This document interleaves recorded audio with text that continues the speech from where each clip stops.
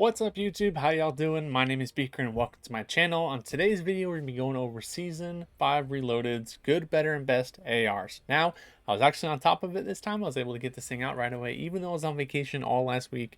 But I'd been thinking about this for a while because I knew it was coming up, obviously. And it did make a few adjustments from the different list because obviously we had a huge weapon balancing change. And doing my own kind of research, I did find out some things. So just kind of getting straight into it, we're going to go right here and first come, first serve. The best AR, in my opinion, in Season 5 Reloaded is going to be the new EM2.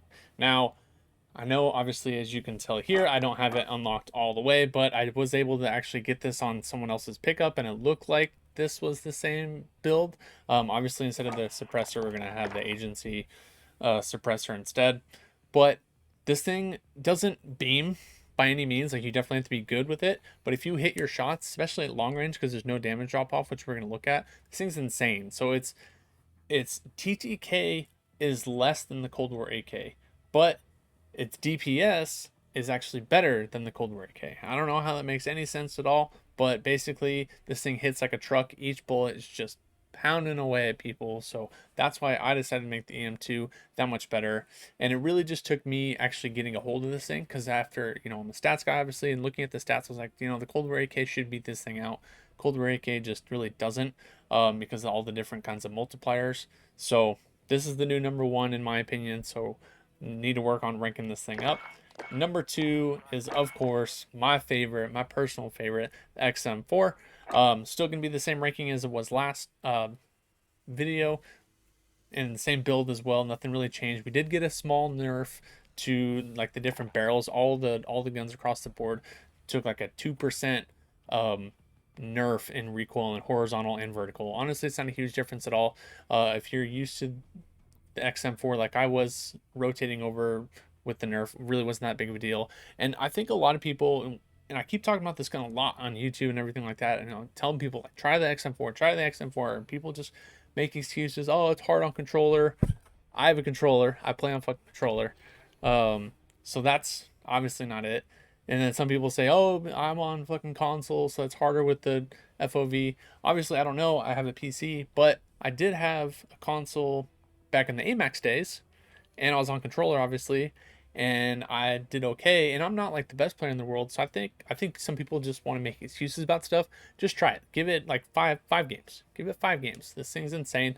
Again, keep referencing back when we go over the true game data stats, you'll see exactly why this thing is insane and why it's actually pretty forgiving as long as you are hitting decent shots. Even if you're not hitting your shots, it's still pretty decent. And then number three, honestly, this thing has become kind of a fan favorite. Literally right before I made this video, I was trying out the Farah and I was melting people with it. And you'll see in the stats why. It's extremely forgiving. It's like the Krig 2.0. If you guys didn't know, the Krig just got nerfed into the dirt. It's, in my opinion, not that great. It wasn't even that great before this last nerf. So now they just completely got rid of it, which was fine. I just, I've expressed my opinions on it before. It's way too easy to use. So those are my ratings for Season 5 Reloaded, EM2, XM4, Farah. So let's go ahead and take a look at the stats, and I can show you why I feel these are the rankings in the new update. All right, so of course, huge shout out to True Game Data, putting out all this stuff. So in reference, since obviously the Cold War AK has always been on top in all my other videos, I wanted to make that clear here. So these, change to head here. So as we know, Cold War AK is insanely good. But obviously it's very impractical to hit tons of headshots, but it does actually kill faster than all the other rifles, TTK wise.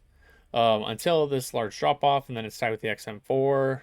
Obviously the FAR's behind, and the EM2 just keeps going. Obviously it's gonna be very difficult with the EM2 to hit these shots, but it's balanced enough, at least in my opinion, where if you're good enough, then you should be rewarded. If you're not good and you use something that's easy to use, you shouldn't be rewarded with fast TTKs. So that's my opinion. Right after that is the XM4. Like I said, guys, this thing has an insane headshot multiplier, and it's really not that difficult to hit headshots. And actually, as we look at here, its head and neck shots are actually the same. It does the same amount of damage. So if you're hitting anything above the chest, you're going to get that super fast TTK. And that's why I keep telling people, use the XM4, use the XM4, use the XM4, because it melts as long as you are a skilled player and you're able to hit some of those top shots. You're not penalized if you're hitting chest and stomach. It still has a decent TTK. If you want to melt people, hit the, above the chest, you're gonna win most of your fights. And right after that, obviously the Cold War AK, and then the EM2, which even actually in this second drop off is not as good as the XM4, which in my opinion again is why I think the XM4 is so good. Right behind that is the Farah. Now this is where we see the Farah kind of take over. Obviously you still have the Cold War AK in orange, and then right here is the Farah. Chest shots. Pretty insane if you ask me. So it's not that good, and headshots is not that good, and neck shots comparatively compared to these other three guns. But if you are hitting chest shots with a Farah compared to an XM4, you're going to win. Even with the M2, you're going to win. Other than this drop off here. But again, everything has its own situational differences between all these weapons and what's going to make them good compared to all the others. And then if we even go to stomach, I believe it's kind of the same story. Yep. And then extremities, I believe, is all the same as well. Yep. All right, so those are the TTKs. Now if we actually go and take a look at DPS, and let's just start with the chest. So damage per second, Farah annihilates it. Right after that, EM2. Right after that, XM4. And then right below that, AK-47. I don't know how this works exactly, to be completely honest. I don't know like the huge difference. All I know is TTK is obviously full health, max health, 3 plates, full health, obviously. So I don't know if that has anything to do with DPS, but so like I said, I'm not really sure exactly, but damage per second, pound for pound. Cold War AK is actually not that great.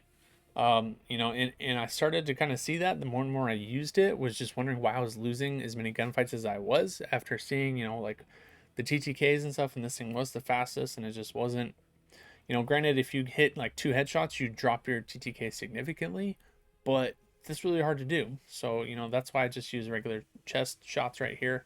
If we want, we can look ahead, but it's still kind of all the same story. I mean, Cold War AK, XM4, and the EM2 are all right there. So yeah, I mean, that's kind of why I made that switch, and that's why I decided to actually just get rid of the Cold War AK completely. And yeah, these are the top 3 in my opinion. So when I was first making this series and I wanted to come up with good, better, and best, I didn't want to have like first TTK, second fastest TTK, and then third fastest TTK. I wanted it to be, the best, meaning the best AR and also some of the better players that are going to use it. Middle is just kind of middle of the road. That's where I stand personally.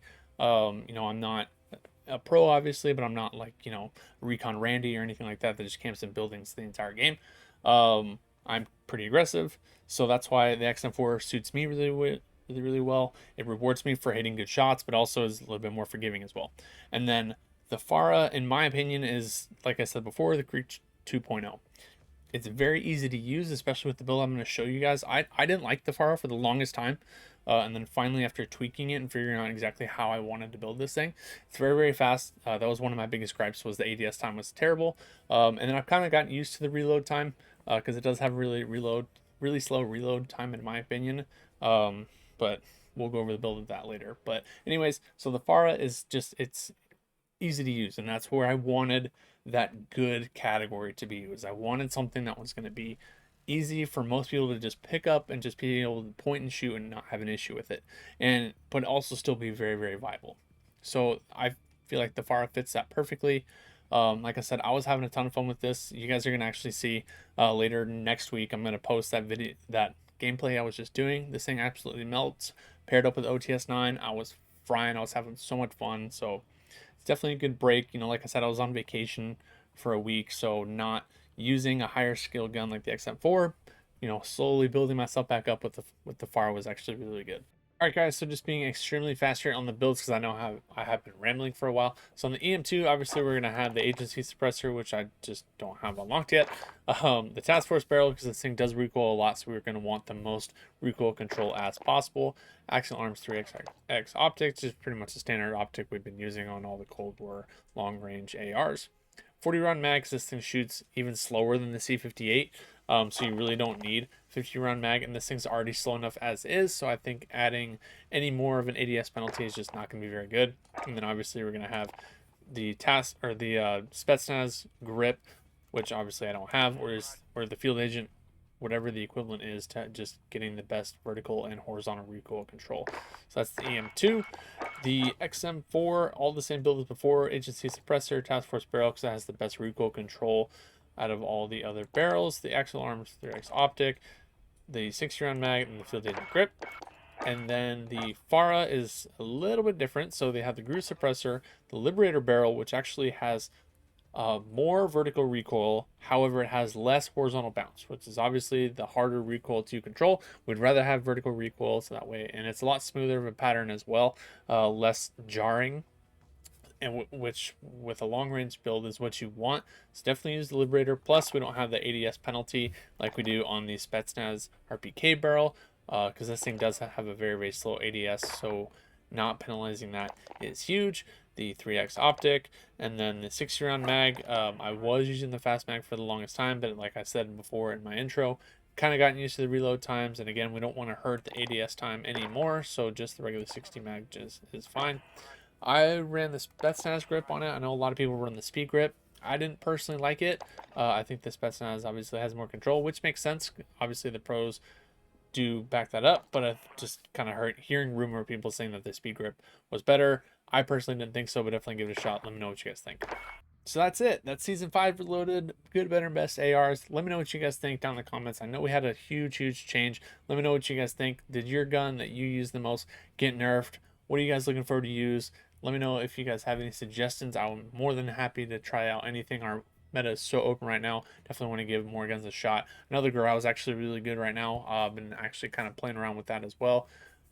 But yeah, let me know what you guys think. Thanks again, guys, for checking out the very end. Make sure you guys like down below. These videos do awesome, so anything more you can do would be greatly appreciated. Also, make sure you guys subscribe. It's literally right there, right down there, just free. Just hit subscribe, hit like. I definitely appreciate it. Thanks again, guys. We'll see you guys in the next one. Peace.